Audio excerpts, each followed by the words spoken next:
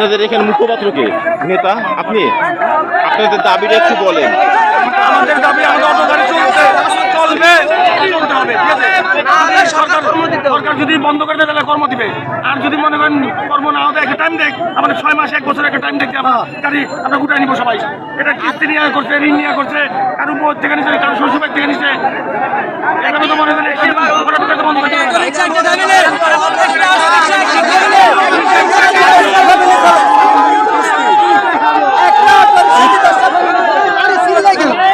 ভাই কথাটা শুনতে হবে, বুঝতে হবে তো।